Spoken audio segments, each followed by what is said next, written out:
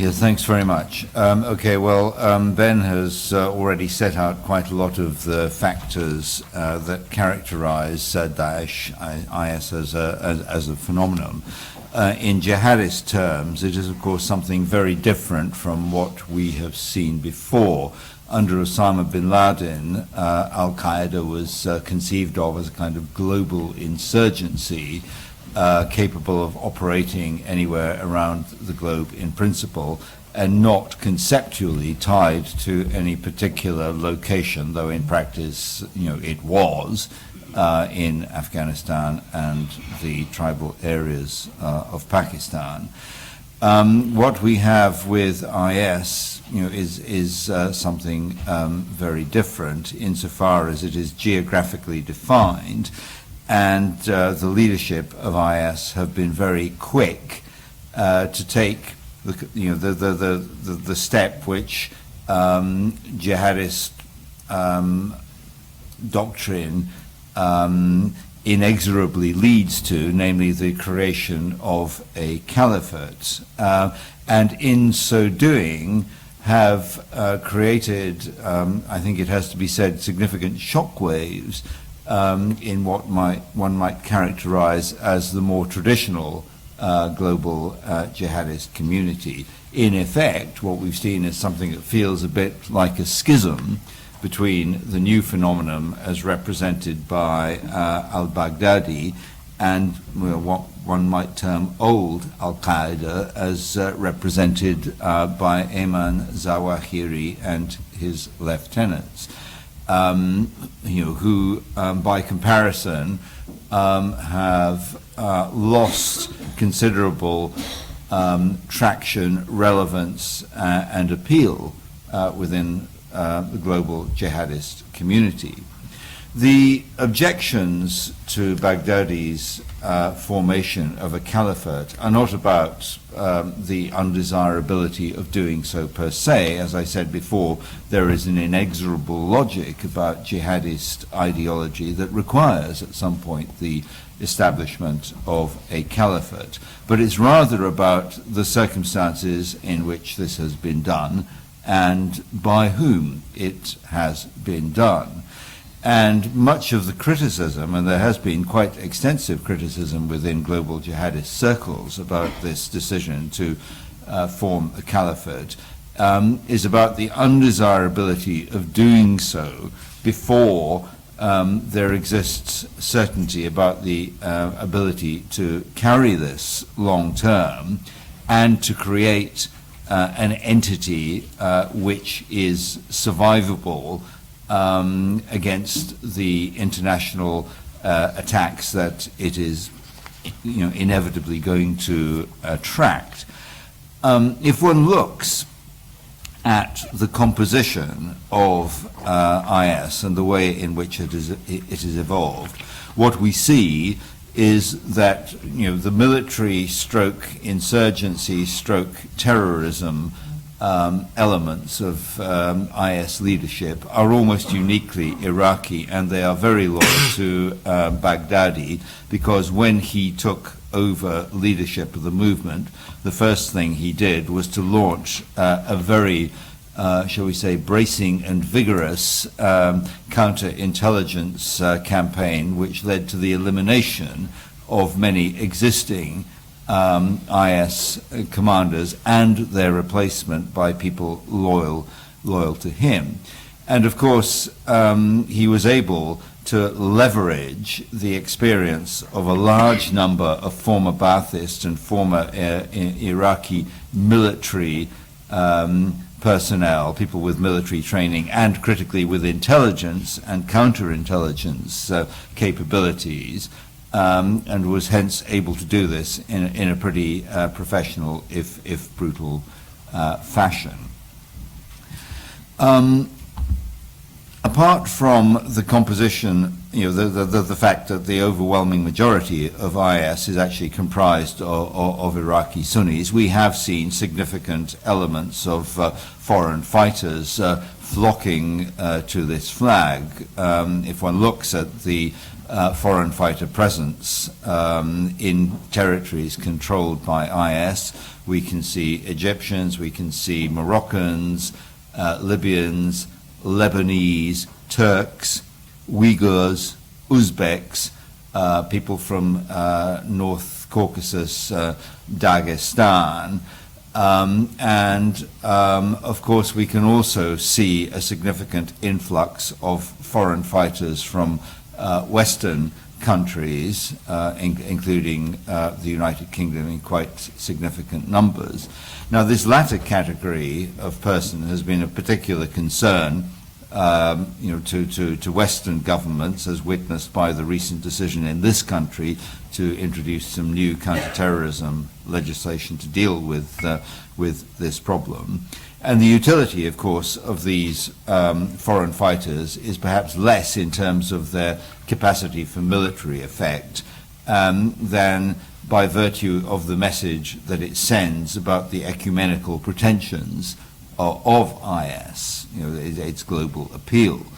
And although many of the foreign fighters from Western countries aren't actually doing much that's particularly glamorous, a lot of their involvement is in relatively menial tasks, guard duty, cannon fodder, suicide bombing. There are small cohorts, including one from the United Kingdom, which has characterized itself by a particular propensity to viciousness.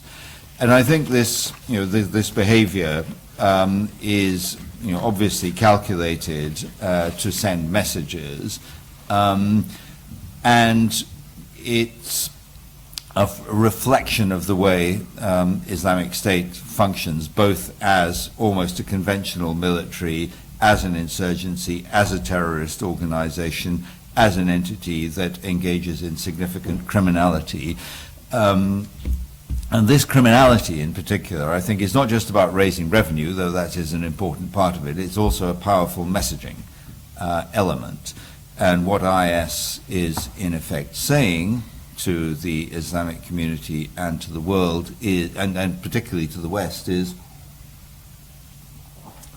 we entirely reject the value system on which you base your approach to warfare. We've got our own system, and we're going to do it, and that is validated by religious precept. So all the things that we're doing, the torture, the murder, the use of child soldiers, the sexual enslavement of women, the way in which minority communities are offered the choice of conversion, entry into a Zimmi system, which in effect consigns them to institutionalized second-class citizenship or death, is a direct challenge and a statement of where they stand. And much as this message is very repellent to large parts of the world, including within Islamic populations, according to recent polls, 85% plus of people in Islamic countries find this phenomenon repellent. That doesn't really matter, because in a way that was also true of Al-Qaeda. Al-Qaeda's popularity ratings were never that high. What matters is the appeal that they exert to a particular section of global Islamic population. Two very brief questions. How effective is the traction IS has exercised within the global jihadist community? And what does this mean in terms of the potential for, as Adam put it, metastasizing into a wider global security phenomenon? Well, if we look at the number of Islamic of jihadist groups that have formally pledged allegiance to IS, there are about a dozen, and they're actually in the main pretty small, and nobody's really ever heard of them, including in some cases I hadn't heard of them. And it's fairly clear that in most cases what they're seeking to do is to leverage the IS brand for their own purposes, something which happened to some degree with Al-Qaeda, but Al-Qaeda was a lot fussier about to whom they accorded associate status. Within the global jihadist community, we've seen very measured and often lukewarm measures of support from other major groups like Al-Qaeda in the Arabian Peninsula, Al-Qaeda in the Islamic Maghreb, statements that fall far short of unqualified support, though we have seen a certain amount of evidence to suggest that some degree of collaboration, particularly transfer of bomb-making skills by Al-Qaeda in the Arabian Peninsula to IS, may have taken place. But it is by no means the case that, I think IS has kind of made a successful takeover bid for global jihadism. That issue remains unresolved. The second question, how much is there a risk of metastasizing? Well, if we look at what has happened in a country like the United Kingdom, what we see is that the message put out by IS, which is really to take action against states that have themselves taken action against IS, has had resonance. We have seen a number of individuals and groups apparently seeking to operationalize this injunction to take action. What we haven't seen that I am aware of, and I have to acknowledge that I'm seeing this through a glass darkly, relying only on open source, is any evidence of the structured attack planning directed from some central entity that we did see during the previous decade with Al-Qaeda based in the tribal areas of Pakistan. That has not yet been evident. The problem, rather, is, I think, the potential challenge to security forces from a very dispersed threat that operates at a much lower level of sophistication than was previously the case. During the last decade, jihadist groups operating in the West who sought to undertake attacks had an almost autistic obsession with replicating the large-scale mass casualty attacks epitomized by 9/11. And of course, these were difficult to do, required a lot of communication, a lot of external connectivity, and were, in the overall scheme of things, not that difficult to disrupt. It also helped that the people doing it, in the main, were not the sharpest knives in the drawer. They're still not the sharpest knives in the drawer, but what they're now doing is planning to just go out onto the street and beheading individuals at random. And this, of course, makes for a much more challenging security environment, because there is a lot less for security services and police forces to get across in terms of disrupting this kind of behavior.